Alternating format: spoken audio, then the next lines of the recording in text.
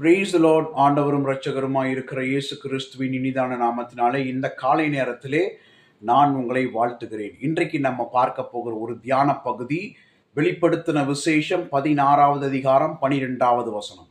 இந்த வசனத்தின்படி ஐப்பிராத்து நதியிலே ஒரு தூதன் கோப கலசத்தை ஊற்றுகிறான். அப்ப இந்த இடத்துல என்ன நடக்குது அப்படின்னா, கிழக்கு தேசத்திலிருந்து வரும் ராஜாக்களுக்கு வழி ஆயத்தம் பண்ணும்படியாக அந்த நதியின் தண்ணீர் வற்றி போனது அப்படின்னு சொல்லி நம்ம பார்க்கிறோம். இதை குறித்து நம்ம ஏற்கனவே ஒரு செய்தியை நம்ம பதிவேற்றம் செய்திருக்கிறோம்.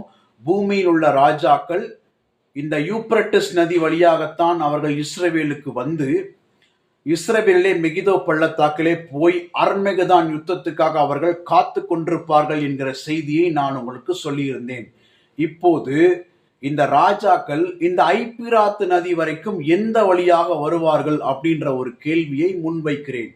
ஏன் இதை சொல்லுகிறேன் என்று சொன்னால், இன்னைக்கு இருக்கக்கூடிய கால சூழ்நிலைகளிலே ஒரு நாட்டிலிருந்து இன்னொரு நாட்டுக்கு படைகள் கடந்து செல்வது என்பது வழக்கத்துக்கு மாறாக ஒன்றாக இருக்கிறது. இது நினைத்தாலும் நடக்காத ஒன்றாகத்தான் இருந்தது. ஆனால் சீன தேசம் ஒரு திட்டத்தை கையில் எடுத்து அந்த எண்ணத்தை தகடுபடியாக்கி இருக்கிறது. அது என்ன திட்டம் அப்படின்னு சொல்ல போனா சில்க் ரோடு.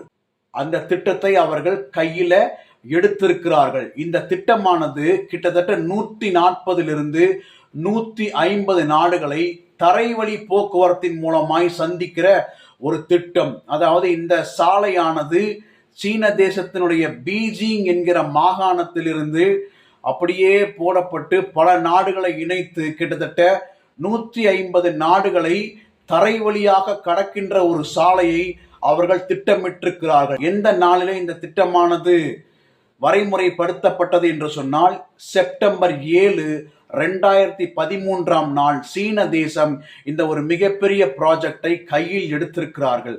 அந்த சாலை குறிப்பாக இஸ்ரவேல் நாட்டினையும் அது டச் பண்ணிட்டு தான் போகுது. அப்படின்னா நன்றாக புரிந்து கொள்ளுங்கள், இந்த சாலையின் மூலமாக எந்த ஒரு தேசமும் இஸ்ரவேல் தேசத்துக்கும், இஸ்ரவேல் தேசம் எந்த ஒரு தேசத்துக்கும் செல்லவும் முடியும் என்கிறது இன்றைக்கு சாத்தியப்பட்டுள்ளது.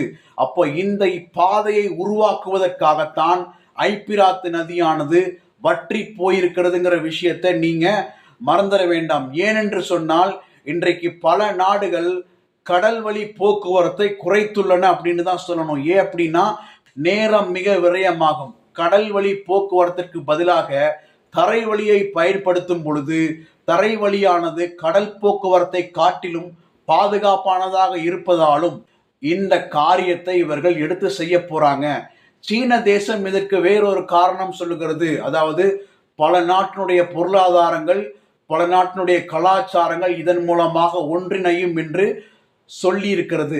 ஆனால் நம்ம வேதம் என்ன சொல்லுகிறதுன்னு சொன்னா, இந்த பாதையை தான் கிழக்கு தேசத்தினுடைய ராஜாக்கள் பயன்படுத்த போகிறார்கள். இந்த ப்ராஜெக்டை 2049 2050 முடிக்க இவர்கள் திட்டமிட்டிருக்கிறார்கள் அப்படின்னு சொல்லி நம்ம நன்றாக தெரிந்து கொள்ளணும். அப்படின்னா என்ன அர்த்தம்னா, இந்த பூமிக்கு இன்னும் 25 ஆண்டுகள் கெடு இருக்கிறது அப்படின்னு சொல்லி புரிஞ்சுக்கிட்டு, இதற்கு தகுந்தது போல நீங்கள் உங்கள் பக்தியான வாழ்க்கையை மாற்றிக்கொண்டு நீங்கள் கர்த்தரிடத்தில் திரும்பினீங்கள் என்று சொன்னால் கண்டிப்பாக காரியம் மாறுதலாய் முடியும் என்று சொல்லி இந்த தியானத்தை நான் முடிக்க போகிறேன். மேலும் பல ரகசியங்களை அறிந்து கொள்ள எங்களோடு இணைந்திருங்கள்.